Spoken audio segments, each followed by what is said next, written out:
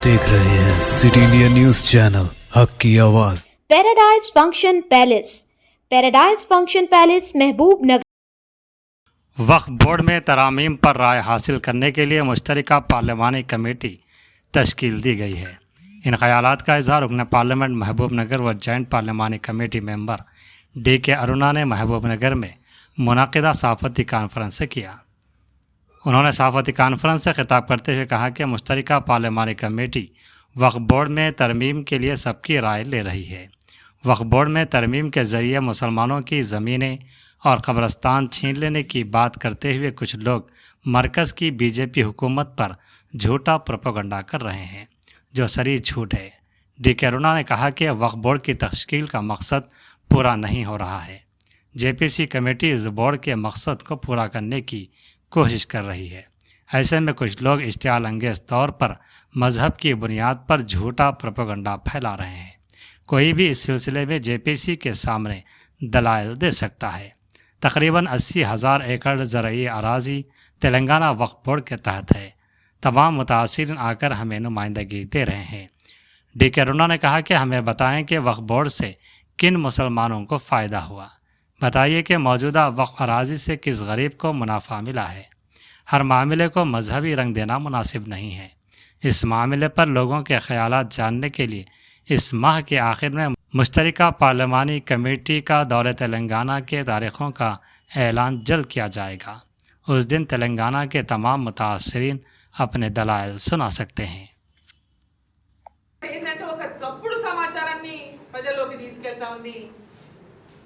వక్ఫ్ పేరు మీద కొన్ని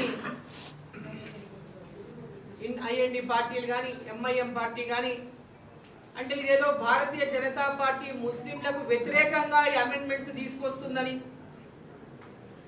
ఈ అమెండ్మెంట్స్ ద్వారా ముస్లింలకు తీవ్ర నష్టం జరగబోతుందని, ముస్లింల భూములు గుంజుకుంటుందని, కబ్రస్థాన్లు గుంజుకుంటుందని, మసీదులు గుంజుకుంటుందని ఇట్లా అనేకమైనటువంటి అపోహలు సృష్టించి రెచ్చగొట్టేటటువంటి ప్రయత్నం చేస్తున్నాం.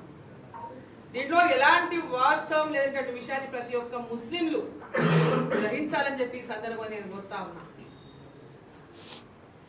వక్ఫ్ యాక్ట్ ఏదైతే 1954లో వచ్చిందో, ఆ తర్వాత అమెండ్మెంట్స్ జరిగినాయో, 95 అమెండ్మెంట్ వచ్చిందో, దాదాపు 2013 వచ్చిందో, ఇన్ని అమెండ్మెంట్స్ చేసినప్పటికీ కూడా ఏ ఉద్దేశంతోనైతే ఆ వక్ఫ్ ఏర్పాటు అయిందో, ఏ ఉద్దేశంతోనైతే వక్ఫ్ చేసినారో ఎంతోమంది పెద్దలు, ఆ యొక్క లక్ష్యం నెరవేరడం లేదు. ఆ లక్ష్యాన్ని ఏ ఉద్దేశంతోనైతే వక్ఫ్ ఏర్పాటు అయిందో, చట్టం వచ్చిందో, ఆ చట్టాన్ని ఎక్కడ కూడా పేదవాళ్ళకు ఉపయోగపడడం లేదు, ఎక్కడ కూడా పేద మహిళలకు ఉపయోగపడడం లేదు, ఎక్కడ కూడా పేద వితంతువులకు ఉపయోగపడడం లేదు, ఏ దిక్కు లేని వాళ్ళకి ఎలాంటి సహకారం అందడం లేదు. మరి ఈరోజు ఆ చట్టం ద్వారా ఉన్నటువంటి లోపాలు కానీ, దాని ద్వారా ఇంకా పెద్ద ఎత్తున అందరికీ లబ్ధి చేకూర్చేటటువంటి విధంగా అమెండ్మెంట్స్ చేయాలనేటటువంటి ఉద్దేశంతోనే ఈరోజు NDA ప్రభుత్వం ఈ అమెండ్మెంట్స్ను పార్లమెంటులో మరి ప్రపోజ్ చేసింది. దానికి ఈరోజు JPC కమిటీ ఉన్నది. జాయింట్ పార్లమెంటరీ కమిటీని ఏర్పాటు చేసి 31 మంది సభ్యులు ఉన్నారు. దీంట్లో 21 మంది పార్లమెంటు సభ్యులు ఉన్నారు, 10 మంది రాజ్యసభ సభ్యులు ఉన్నారు. ఈ కమిటీలో ప్రతి వారం కూడా సమావేశాలు అవుతున్నాయి. దాంట్లో వచ్చి అందరు పెద్ద ఎత్తున ప్రతి రాష్ట్రం నుంచి వచ్చి వాళ్ళ రిప్రజెంటేషన్ ఇస్తున్నారు, వాళ్ళ వాదనలు వినిపిస్తున్నారు కమిటీలో. సో ఇక్కడ దుష్ప్రచారం ఏం జరుగుతుందంటే, ముస్లింలల్లా ఈ కమిటీని అందరూ ఎట్టి పరిస్థితుల్లో ఒప్పుకోవద్దండి, 25 కోట్ల మంది ముస్లింల మనం ఉన్నాము, 25 కోట్ల మంది మనం దీన్ని వ్యతిరేకించాలి, మరి దీన్ని వ్యతిరేకించాలి, లేకపోతే మనం అన్ని గుంజుకుంటారనేటటువంటి దుష్ప్రచారం కూడా చేస్తా ఉంది. నేను వీడియో కూడా చూసాను. విషయం అంటే ప్రజలను రెచ్చగొట్టడం, ఇది రెచ్చగొట్టేటటువంటి విధంగా భారతీయ జనతా పార్టీ పైన ఉసిగొల్పేటటువంటి విధంగా ఈ యొక్క ప్రచారం జరుగుతూ ఉంది. ఇది ఏ మాత్రం కూడా కరెక్ట్ కాదని చెప్పి ఈ సందర్భంగా నేను తెలియజేస్తా ఉన్నాను. ఈ యొక్క అమెండ్మెంట్స్ అనేది కేవలం పేద ముస్లింలకు, పేద ముస్లిం విద్యార్థులకు, పేద మహిళలకు, వారికి అందరికీ కూడా దీని లబ్ధి పొందాలనేటటువంటి లక్ష్యంతోనే ఈ అమెండ్మెంట్స్ కోసం ప్రపోజ్ చేసింది ఎన్డీఏ ప్రభుత్వం అని చెప్పి సందర్భంగా నేను తెలియజేస్తా ఉన్నాను. దీంట్లో ఎలాంటి అపోహలకు తావు లేకుండా కేవలం మైనారిటీల యొక్క బాగు కోసము, మేలు కోసము, పేద ముస్లింల యొక్క అభివృద్ధి కోసము వాళ్ళకు అండగా నిలబడడం కోసమే అమెండ్మెంట్స్ ని ప్రపోజ్ చేసింది తప్ప కొందరు చెప్తున్నట్టుగా దాంట్లో ఎలాంటి వాస్తవాలు లేవని చెప్పి సందర్భంగా నేను తెలియజేస్తాను. ఒక చిన్న వీడియో చూపిస్తా, నేను ఏ విధంగా రెచ్చగొడుతుందో ఒకసారి చూడండి. అప్పుడు ఇక్కడైనా మీ వాదన వినిపించవచ్చు, ఎవరైనా వారి సమస్యలు వినిపించవచ్చు. కేవలం ఒక వర్గమే కాదు, అనేక రకాలుగా ఇవాళ వాళ్ళ సమస్యలు వచ్చి మాకు రిప్రజెంటేషన్స్ ఇచ్చిండ్రు. అనేక మంది వచ్చి రిప్రజెంటేషన్లు ఇచ్చిండ్రు. ఈరోజు 1948 కంటే ముందు నుంచి కూడా ఎప్పటి నుంచో మేము తాతల పెద్దల నుంచి మేము ల్యాండ్ పొజిషన్ లో మొత్తం మన తెలంగాణలో దాదాపు 80,000 ఎకరాల వ్యవసాయ భూమి ఉంది వాళ్ళ భక్తులు. సో ఈరోజు దాంట్లో పొజిషన్ లో వివిధ రకాల వ్యక్తులు ఉన్నారు, వివిధ మంది వేరే రైతులు ఉన్నారు, చిన్న రైతులు ఉన్నారు, సన్నకారు రైతులు ఉన్నారు.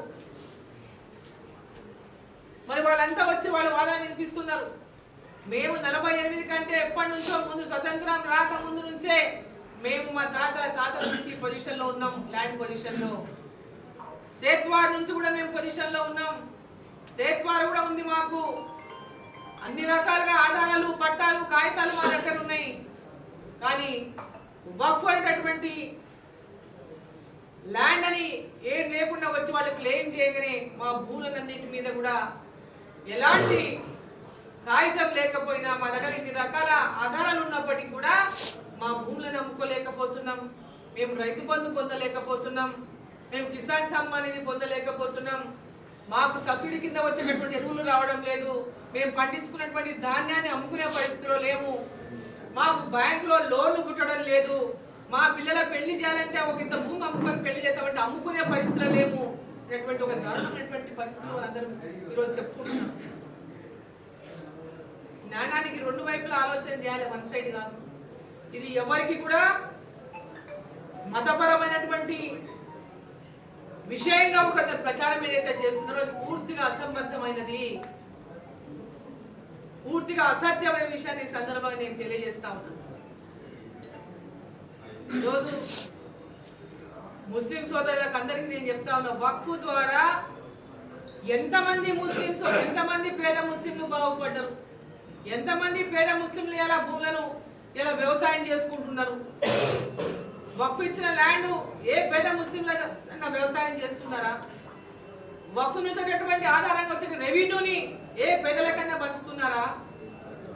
దీని ద్వారా లబ్ధి పొందుతున్న వాళ్ళు ఎవరో ఒకసారి తెలియజేయాల్సినటువంటి అవసరం ఉన్నది, తెలుసుకోవాల్సినటువంటి అవసరం ఉన్నది. ఏ మంచి పని చేయబోయినా, ఏ మంచి పని చేయాలనుకున్నా దాని మీద మతం రంగు ఉలవడము, దానికి వ్యతిరేకంగా ప్రచారం చేయడము, దానికి మొట్టమొదట్లోనే తూట్లు పొడిచి దాన్ని బెదిరింపులకు గురి చేసి ఇది ఒక మతపరమైనటువంటి రంగు పూసి దానికి ఏ విధంగా ముందుకు పోనీయకుండా అడ్డుకునేటటువంటి ప్రయత్నాలు ఏవైతే చేస్తున్నారో అవి సరైనవి కాదు. ముస్లిం సోదరులకు, సోదరిమణులకు, పేదవాళ్ళకు అందరికీ నేను ఈ మధ్య మనవి చేస్తాం. ఈ యొక్క అమెండ్మెంట్స్ అనేది ఏదైతే ప్రపోజ్ చేసిందో ఎన్డీఏ ప్రభుత్వం, అదంతా కూడా పేదల మేలు కోసమే, భర్తలు చనిపోయినటువంటి వితంతుల మహిళల కోసమే, ముస్లింలో ఎవరైతే ముస్లింలు పేద మహిళలు ఉన్నారో, భర్తలు లేకుండా ఈరోజు అనాథలుగా ఉండి ఎవరు చూసుకునే దిక్కులేనటువంటి వాళ్ళ పేదల కోసమే. అటువంటి నిరుపేదలకు, పేదవాళ్లకు, మహిళలకు లబ్ధి చేకూర్చాలని లక్ష్యంతోనే ఈ అమెండ్మెంట్స్ ని ప్రపోజ్ చేసింది ఎన్డీఏ ప్రభుత్వము. జేపీసీలో ఈ కమిటీ యొక్క అందరి యొక్క వాదన విన్న తర్వాత, అందరి యొక్క వాదన ప్రకారం ఆ రిపోర్ట్స్, మినిట్స్ అన్ని కూడా స్పీకర్ గారి ముందు పెట్టడం జరుగుతుంది. ఎవరొచ్చి వాళ్ళ యొక్క వాదన వినిపించదలుచుకున్నా, వాళ్ళ యొక్క కన్సర్న్ చెప్పదలుచుకున్నా, వాళ్ళ యొక్క సమస్యలు చెప్పదలుచుకున్నా చెప్పుకునేటువంటి అవకాశాన్ని ఇవాళ జేపీసీ కల్పిస్తూ ఉంది. అదేవిధంగా తెలంగాణలో కూడా ఈ మంత్ ఎండింగ్ లోపల విజిట్ చేయబోతోంది. డేట్ ఫిక్స్ అని నేను తెలియజేస్తాను. ఇక్కడ కూడా ఎవరెవరైతే సమస్యలు ఎదుర్కొంటున్నారో, వక్ఫ్ ల్యాండ్లో ఏమైనా సమస్యలు ఉన్నా, వక్ఫ్లో ఎలాంటి ఇబ్బందులు ఉన్నా, ఏ రకమైనటువంటి సమస్యలు ఉన్నా వాటిని చెప్పుకునేటటువంటి అవకాశం ఉంది. కాబట్టి వక్ఫ్ అనేటటువంటి ల్యాండ్ వక్ఫ్ ల్యాండ్ కాకపోయినా వక్ఫ్గా దాన్ని డిక్లేర్ చేసిన చోట కూడా చాలా మంది ఎవరైతే విన్నపాలు ఇస్తున్నారో వాళ్ళు కూడా వాళ్ళ వాదన వినిపించేటటువంటి అవకాశం ఉంటుంది. సో కాబట్టి ఈ అవకాశాన్ని అందరూ ఉపయోగించుకోవాలని చెప్పి ఈ సందర్భంగా నేను కోరుతా ఉన్నాను.